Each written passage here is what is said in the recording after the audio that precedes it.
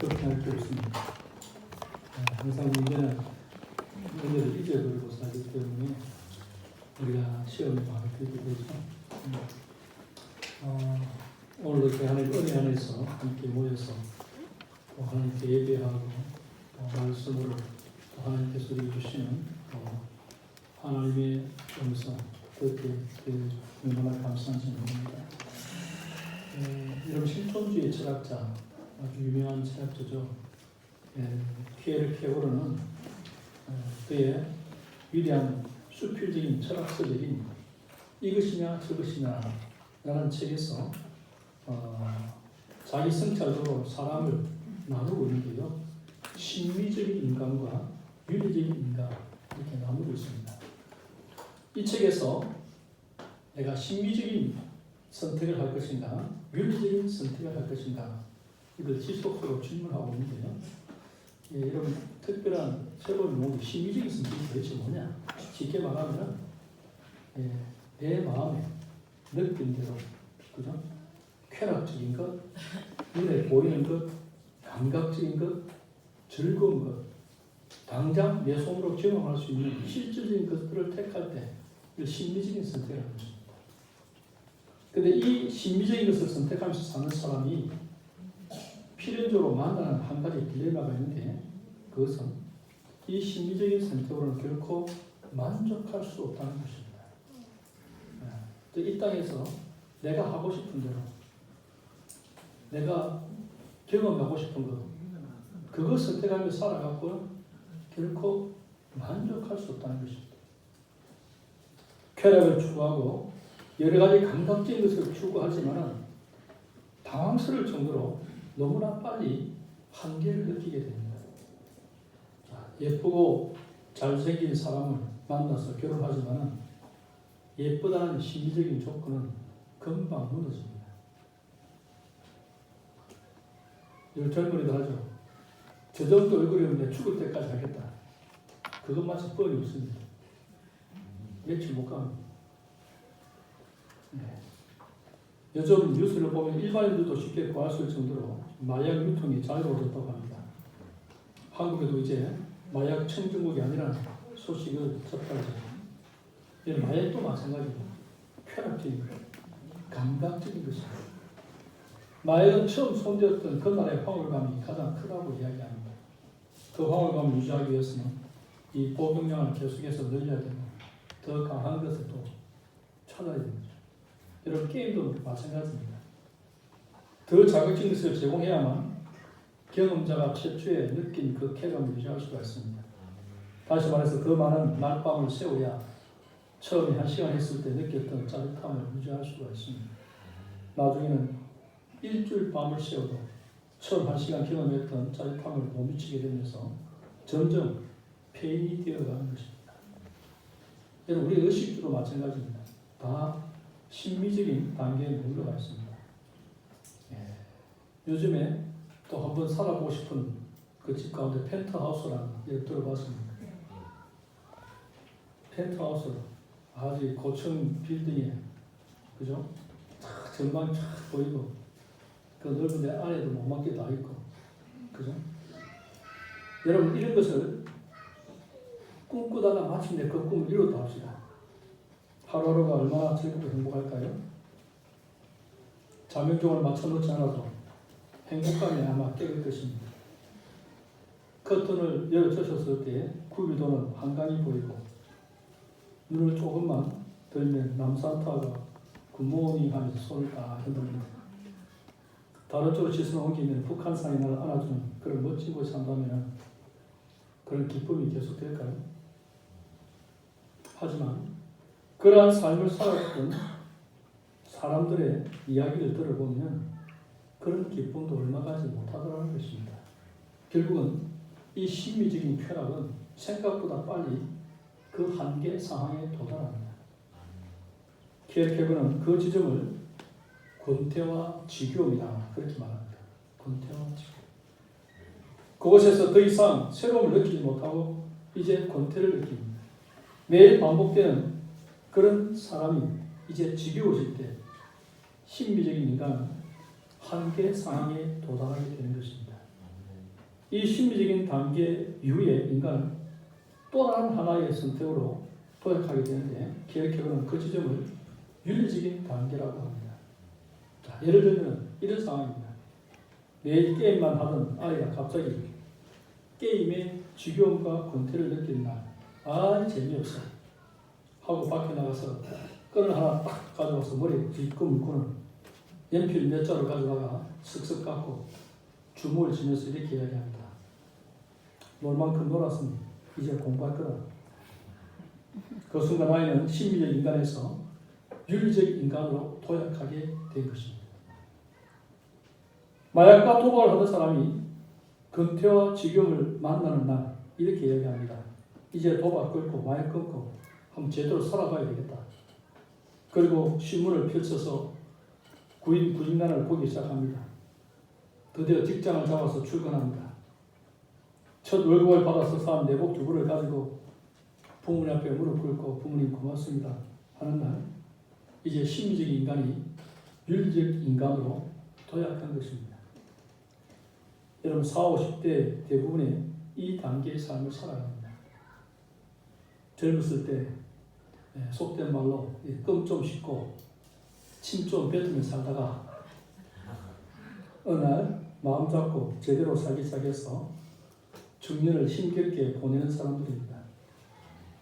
대학 문턱도 못 갈 정도로 신나게 놀았는데 그리고 마음 잡고 공부해서 대학도 졸업하고 취직도 하고 자녀를 출산하고 양육하며 열심히 살아가는 사람들 바로 이 단계의 사람들입니다. 그런데 중년의 위기라는 말이 있듯이 심리적 단계에서 느꼈던 이 한계는 윤리적 단계를 살아가는 사람에게도 예의 없이 찾아옵니다. 아무리 노력을 해도 자기보다 앞서가는 사람들이 있고 아무리 잠을 줄이고 열심히 해도 전세가 오르는 속도도 못 따라가고 열심히 살아도 사회에서 한층 뒤처지는 자신을 보면서 젊은 날 느꼈던 지겨움과 한계를 윤리적 차원에서도 다시 한번 경험하게 되는 것입니다. 그때 사람들은 더 이상 피할 길을 찾지 못하고 한강다리를 오가면서 생사를 고민하기도 하고 때로는 가족들에게 편지 한 장 써놓고 어디론 걸쳐 떠나버리기도 합니다. 이 악물고 버티다가 번아웃이 오기도 하고 이제 번아웃도 사치라고 생각하면서 더 악하게 살다가 몸에 병을 얻어서 한참 젊은 나이에 생을 마감하는 일이 일어나게 됩니다. KFK는 이런 문제의 해답을 이것이냐 저것이냐는 책에서는 주지 않습니다. 바로 그 후속작인 인생길의 여러 단계라는 책에서 답을 줍니다. 윤리적 단계의 한계에 부딪힌 사람이 세 번째 선택하는 삶이 종교적 선택입니다. 윤리적 단계에서 만난 처절한 자기 삶에 대한 절망, 어떻게 살아야 할지도 모를 자기 능력에 대한 한계 상황에서 느끼는 모든 절망의 그 순간이 오히려 그 사람을 종교적인 단계로 도약하게 만드는 기회가 된다는 것입니다. KFK는 이 책에서 누구나 한 번쯤은 들어봤을 죽음에 이르는 병이라는 그 단어를 설명합니다. 그가 말하는 죽음에 이르는 병은 암이나 다른 불치병은 아닙니다. 그 병은 절망입니다. 자기 존재가 무너지는 죽을 것만 같은 절망의 단계가 오히려 종교적 인간으로 바뀌는 길목이 된다라고 이야기합니다. 그래서 그는 이렇게 도전합니다. 최선을 다해서 절망하라. 내게 희망이 실현하기 한 올만큼도 없다는 것을 기억하고 너에게 그렸던 기대를 모두 절망하라. 너의 존재가 다 사라질 만큼 너에 대해서 절망하라. 그의 표현에 의하면 자신에 대한 처절한 절망이 있을 때 그는 비로소 신 앞에서 단독자가 될 수 있다는 것입니다. 스스로에게 절망할 줄 알 때 비로소 내게 전능자가 필요하다는 것을 알게 된다는 것입니다. 이렇게 본다면 우리 삶에 일어나는 절망적인 일이 무조건 부정적이만은 않은 것 같습니다. 절망을 경험해야 우리 향해 내미는 전능하신 하나님의 손이 보이기 시작합니다. 실오라기 하나만큼의 희망만 남아있어도 우리는 그 희망을 붙잡고 또 살아갑니다. 죽을 병에 걸렸다 하면요, 사람들이 이거 해보면 살 수 있을지 모른다면 그러니까 끝까지 잡아보지 않습니다. 1%의 가능성이 있어도 해보려고 하는 것이 인간입니다. 조그마한 신락 같은 그런 희망을 가지고 붙잡으려고 하는 것이 인간입니다. 그러나 그것보다 내 힘으로 아무것도 할 수 없다는 절망의 끝에서 비로소 보이는 하나님을 잡는 것이야말로 소망으로 도약하는 그 순간이 아니겠냐는 것입니다. 내 힘으로 막 살 때는 옆에 사람도 안 보이고 위로 하나님도 안 보여서 그냥 살면 될 것 같습니다. 하지만 그 끝에 실패가 찾아오고 절망이 찾아오면은 아무것도 안 돼요. 결국 넘어져 버리죠. 그렇게 끝난 줄 알았는데 그 넘어질 때 하나님이 보이는 것입니다. 내 절망의 끝에 비로소 소망의 하나님이 보이는 것입니다. 그래서 이 말을 기억해야 됩니다. 넘어져도 십자가 쪽으로 넘어져라.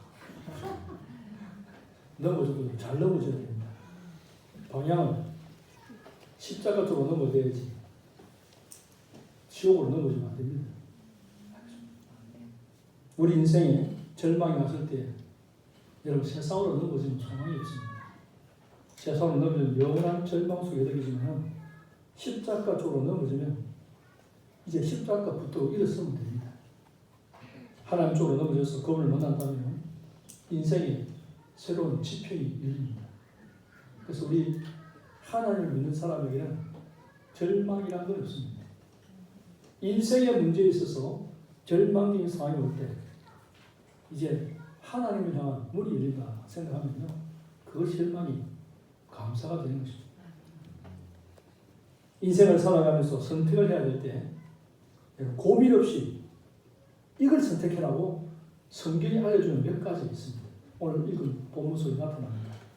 자, 첫 번째, 좋은 기름보다 좋은 이름을 선택해라. 1절 말씀 다 같이 봅시다. 시작. 좋은 이름이 좋은 기름보다 낫고 죽는 날에 출세하는 것보다 나아. 예. 여러분, 세상에는 두 종류의 사람이 있습니다. 죽을 때에 기름을 남기는 사람이 있고 이름을 남기는 사람이 있습니다. 여기서 기름이라는 건 좋은 걸 말합니다. 아닙니다. 불을 상징합니다. 그래서 너 이름 남기고 죽을래, 기름 남기고 죽을래 할 때 그때는 조금도 망설이지 말고 이름을 남기고 죽는 사람이 되라. 이게 오늘 이 전도서의 권면입니다. 더 쉽게 이야기하면 호랑이는 죽어서 가죽을 남기지만 사람은 죽어서 이름을 남긴다. 짐승 안 되려면 호랑이처럼 살지 마라 이 말입니다. 여러분, 사람 같은 삶을 살 것인가, 호랑이 같은 삶을 살 것인가, 오늘 전도자가 묻는 것입니다. 통마다 값진 기름을 가득 채워놓고 다른 말로는 집에 창고에 구석구석 돈다발로 가득 채워놓고 이름 없이 이 세상을 떠날 것인가, 아니면 그 기름을 팔아 꼭 필요한 곳에 사용하고 좋은 이름을 남기고 떠날 것인가 선택하라고 말씀합니다. 그리고 성경은 이것이냐 저것이냐 고민하는 사람에게 기름이 아닌 이름을 선택하라 그렇게 명령합니다. 여러분, 기름을 생각하니까 소중한 기름과 이름을 바꾼 한 사람 생각나지 않습니까? 바로 값비싼 향료값을 곁들여서 예수님의 몸에 붓고 오늘날까지 그 이름을 남긴 마리아. 마리아는 여인으로서 부모님 없이 살아가고 있었습니다. 당시 여자는 남편 잘 만나야 좋은 인생을 이어갈 수 있었습니다. 향기로운 나더 기름, 그것은요, 좋은 남편을 만나기 위해서 평생 모은 새로운 지참금일 수도 있습니다. 자기 재산과도 같습니다. 얼마나 소중한 기름입니까? 그런데 예수를 만났을 때 마리아는 조금도 망설이지 않고 그 기름을 부어드렸습니다. 그러자 옆에 있던 제 아들이 뭐라고 책망합니까? 특히 가장 도둑이면서 가장 어려운 이야기하는 가룟 유다가 이 아까운 걸 예수님한테 조금만 부어드리고 되는데 왜 옷값까지 되느냐? 한 방울만 탁 빼갖고 주고, 그죠? 이런 걸 팔아가면 300데나리를 받을 건데 그걸 가지고 가난한 사람이 나오는 것이 훨씬 낫지 않느냐? 그렇게 책망합니다. 여러분, 가룟 유다가 가난한 사람을 많이 생각하겠습니까? 예수님이 가난한 사람을 많이 생각하겠습니까? 따지면 가난한 자를 위한 예수님께서 하실 말인데, 그죠? 정작 예수님은 가만두어라. 제가 내게 좋은 일을 하였느니라 하십니다. 가난한 자를 가장 먼저 생각하는 예수님께서 말을 향해서 제가 좋은 일을 했다. 잔소리 하지 마라. 그 이야기합니다. 내가 진실로 너에게 이르노니 온 천하에 어디든지 이 복음이 전파되는 곳에는 이 여자가 행한 일도 말하여 그를 기억하라. 예수님 말씀대로 지금 오늘 제가도 이야기하고 있지 않습니까? 마리아 이름을 이야기하고 있습니다. 마리아가 행한 그 일을 이 복음이 전파되는 곳마다 계속해서 그 마리아가 칭송을 받는 하나님께 영광을 드리고 주님을 기쁘시게 하는 그 이름을 나타낸다는 것입니다. 그래서 여러분, 좋은 기름보다 좋은 이름을 선택하라. 그때는 망설이지 마십시오. 그렇게 오늘 전도서는 이야기합니다. 두 번째, 좋은 출생보다 좋은 죽음을 선택해야 됩니다. 2절 말씀 다 같이 봅시다. 시작. 소상집에 가는 것이 잔치집에 가는 것보다 나아 모든 사람의 끝이 이와 같이 됩니다. 사람들은 이것을 그의 마음에 붙여라. 근데 사실 많은 사람이 사망보다는 출생의 미를 많이 두고 삽니다. 출생이 무슨 말이냐? 자기의 출생을 안타까워하면서 산다는 거죠. 즉, 나도 저 사람처럼 좋은 집안에서 태어났더라는 거죠. 나도 저 사람처럼 배운 부모 밑에서 태어났더라는, 나도 저 사람처럼 믿음의 집안에서 태어났더라는, 나도 저 사람처럼 태어날 때 사육신 멀쩡하게 건강하게 태어났더라는, 그죠? 다 맞는 말이라고 할지라도 여러분 반드시 기억해야 될 게 있습니다. 아무리 출생을 안타까워해도 절대로 돌이킬 수 없는 일이라는 사실입니다. 출생은 이미 내 삶에 일어난 일입니다. 되돌릴 수 있는 일이 아닙니다. 내가 선택한 일이 아닙니다. 무엇보다 출생에서 우리가 선택할 수 있는 것은 단 한 가지 없습니다. 부모도 집안도 인종도 나라도 내가 택해서 태어난 것이 하나도 없습니다. 그러니까 출생에 관해서 내 잘못은 하나도 없습니다. 알겠습니까? 돌이킬 수 없는 그의 미래를 두고 살 이유가 전혀 없습니다. 그러나 많은 사람이 돌이킬 수 없는 그 시작에 미래를 버리지 못하고 있습니다. 그래서 뭐 하다 안 되면 나도 너가 부모 같은 그런 부모 태어나서 나도 안 그랬을 건데 그것을 뜬두소리 하고 있습니다.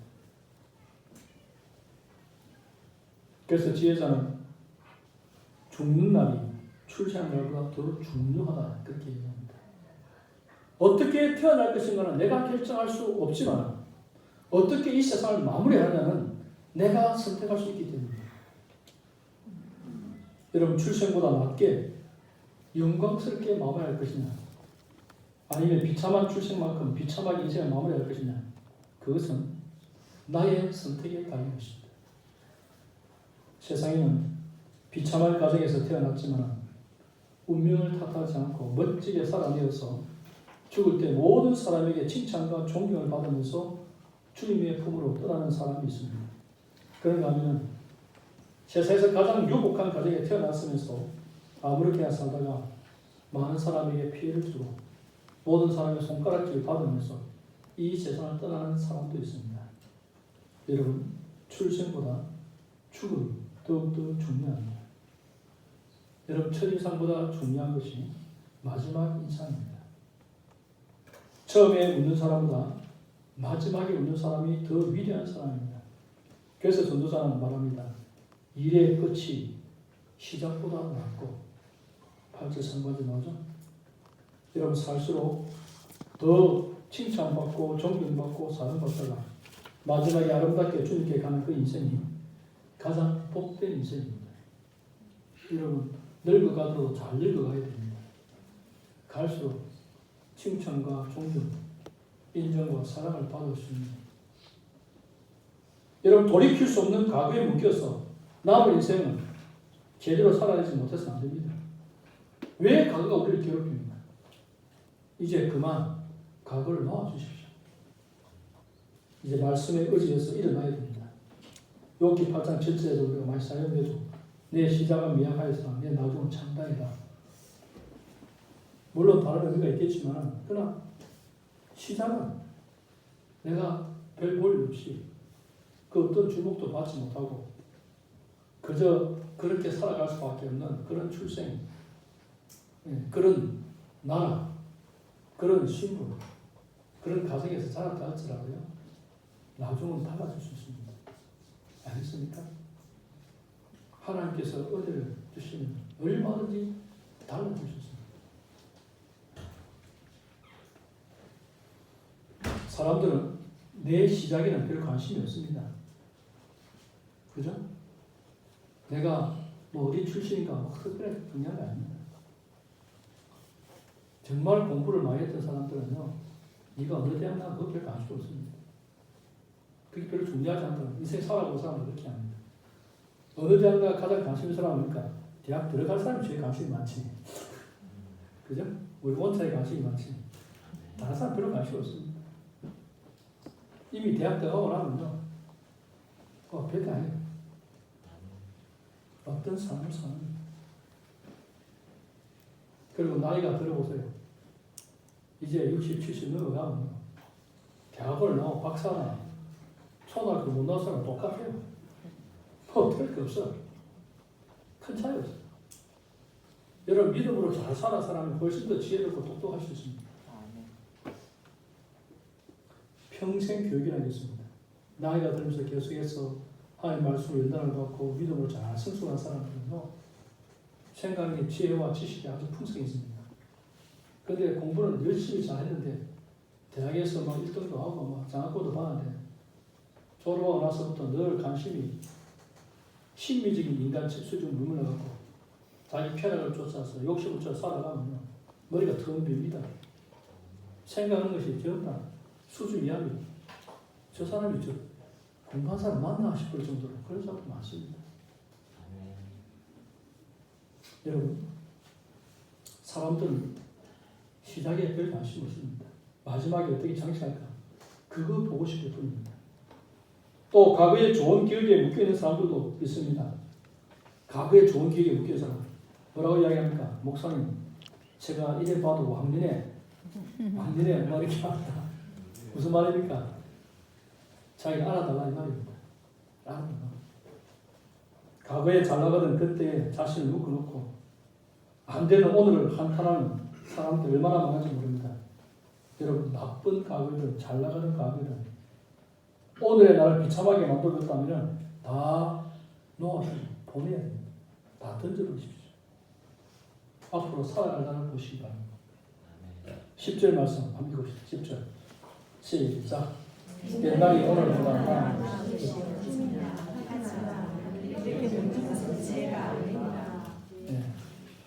지혜자는 옛날을 추억하지 않는다고 말합니다. 옛날이 어찌되었든 살 날을 준비하는 것이 지혜입니다. 지난 날이 한없이 후회되어서 아쉬워도 이제 다시 돌이킬 수 없으니까 이제 빚어두지 말고 지금부터라도 남은 삶을 살아야 됩니다. 거룩한 흔적을 남기고 모든 사람이 내 이름을 기억하는 그러한 삶을 살아내면 되는 것입니다. 그래야 출생보다 더 중요한 것이 여러분 죽음입니다. 어느 집에서 태어나느냐보다는 더 중요한 것은 어디에서 죽느냐입니다. 태어난 날 동네에서 잔치가 벌어진 것이 중요한 것이 아니라 나의 장례식장에 얼마나 많은 사람이 찾아오고 해도하고 그 아름다운 삶을 기억하고 고마워하는지가 훨씬 더 중요합니다. 누군가가 이제 돌아가셨더라 하면요, 가보고 싶은 데가 있고요, 안 가도 될 만한 데가 있습니다. 그렇죠?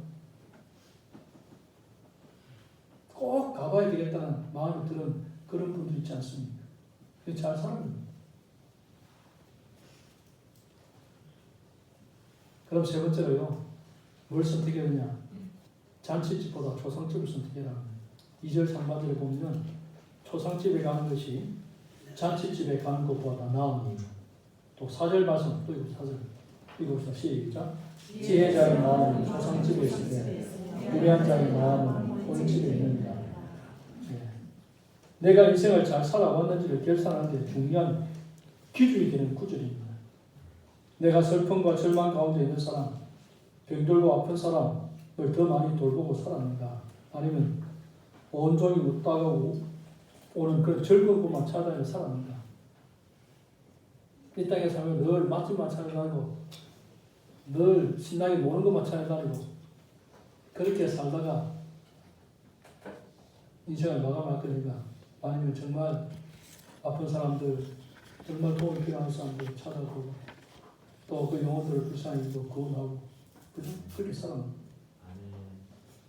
전도자는 이것을 대표하는 명사로 초상집과 혼인집을 사용합니다. 그것에 다 포함되어 있는 것입니다. 만약에 한 곳만 방문할 수 있는데 한 집은 경사가 났고 한 집은 슬퍼를 만났다면 어디로 갈까? 우는 집을 찾아가는 것입니다. 슬퍼를 만난 사람을 찾아가는 것입니다. 인생 마지막에 하나님이 물으실 것입니다. 너 우는 사람 손을 몇 번 잡아줬느냐? 눈물을 몇 번 닦아줬느냐? 아마 그것을 우리를 결산하실 것입니다. 우리 예수님이 이 땅에 오셔서 어떻게 사셨습니까? 가나의 혼인 잔치집에는 한 번 가셨습니다. 그것도 모두가 웃을 때 등장하신 것이 아니라 포도주가 떨어져서 혼인집이 초상처럼 되었을 때 그때 예수님께 등장하셨습니다.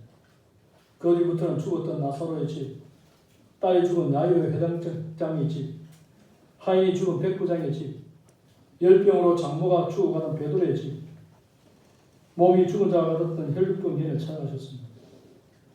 예수님이 열심히 찾아가신 곳은 눈물 흘리는 곳, 가슴 찌는 곳, 멍들고 병든 곳이었습니다. 결국은 인생 마지막에 십자가에 달려 온 인류를 구원하시고 거룩한 우리의 주님이 있지 않으셨습니까? 여러분, 왜 초상집을 택하랍니까? 초상집에 가면은 자기 인생을 감추어 볼 수 있는 기회가 생깁니다. 그죠? 조금이라도 내 영적으로 자신을 돌아볼 수 있는 기회를 갖게 된다면 또 그 사람의 죽음을 통해서 나는 저렇게 살아서 안 되겠다 하는 교훈도 얻을 수 있고 나는 저렇게 살아야 되겠다는 교훈을 얻을 수 있습니다.